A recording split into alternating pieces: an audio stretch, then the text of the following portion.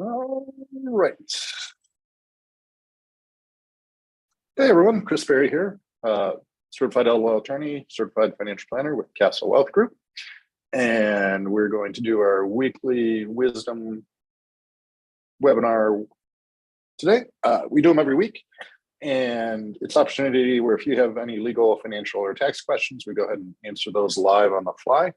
If you do have any questions, feel free to put it in the Q&A. And with that, we always start with the positive focus.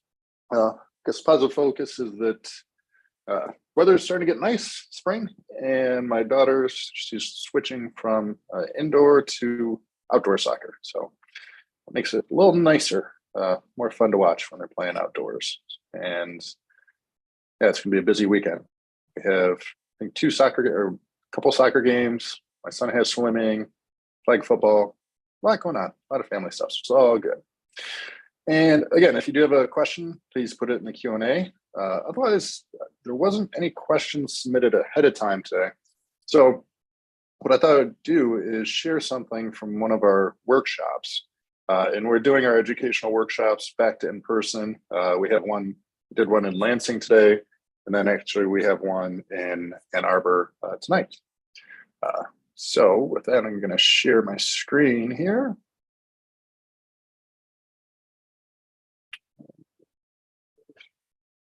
Share this, and all right. Whoops, that's not how I wanted to share it.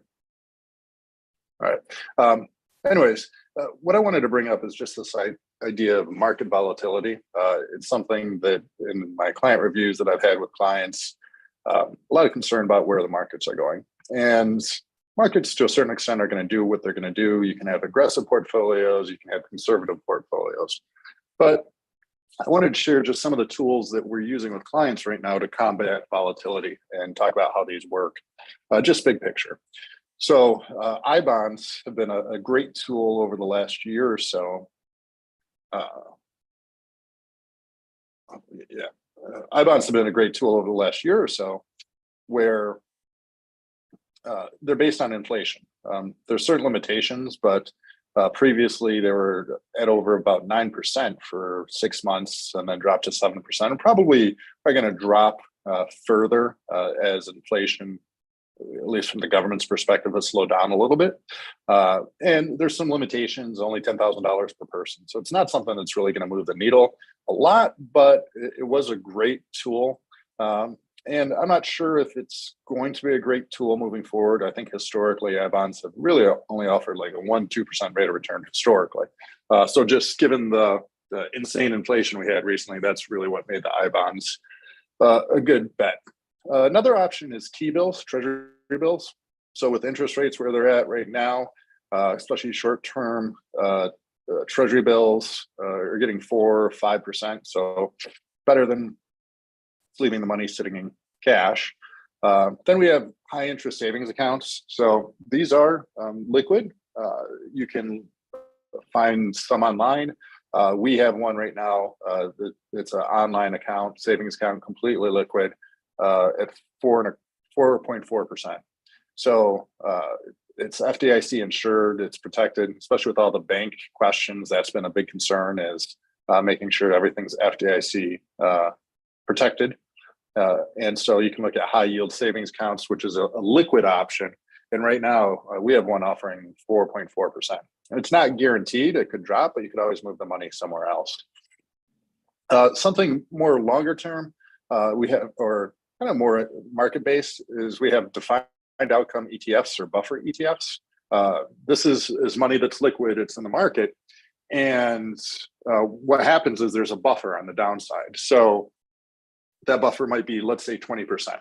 So if the market drops 10%, you wouldn't lose anything. If the market drops 25%, you would lose 5%.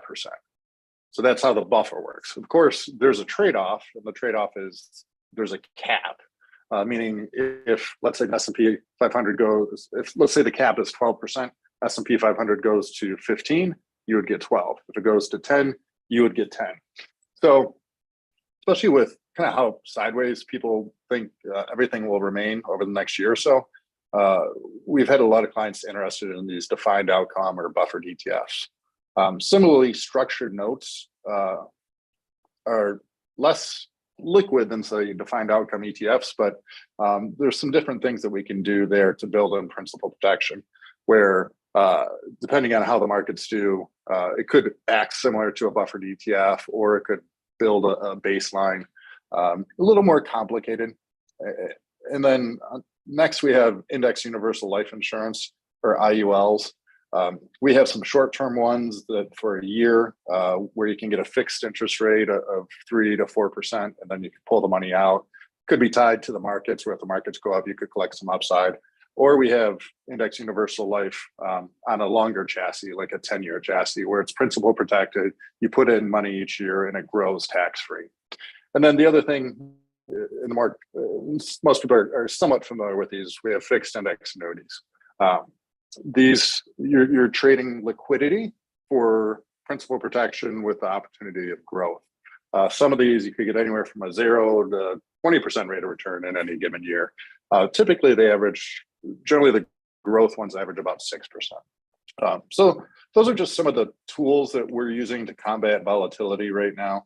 I bonds probably will be coming off this list as we get interest rates under control.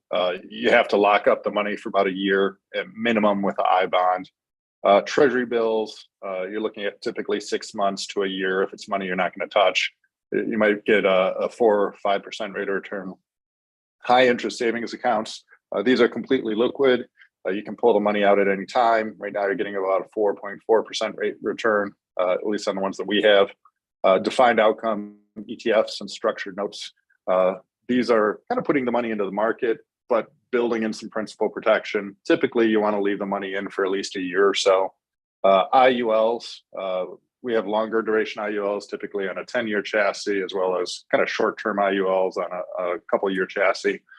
Again, you're building in principal protection. You're using insurance companies versus the market on these. And then fixed index annuities, again, you're using an insurance company instead of a custodian like TD Ameritrade or Altruist or Schwab or Fidelity for those things. So it's really figuring out kind of what the goal is, and then figuring out what's the best tool if we do want to combat volatility. So just wanted to share that. It's a common question that's been coming up in a lot of the client reviews that we've been having. So let me see if we have any questions on any of that. All right, going once. Okay, so that's all I got. So we do these every week. Thank you for hopping on. If you do have questions, feel free to shoot us an email throughout the week. We'll go ahead and make sure to answer those questions on these workshops or on these webinars. And if you are looking for an in-person educational workshop, we're back to doing those live in our different locations, whether it's Ann Arbor, Lansing, Livonia, Bloomfield Hills, and of course, Brighton. And we talk legal, financial, and tax planning, and that's one of the things that we talk about briefly is market volatility. So with that, thank you, everyone. Take care. Make it a great week.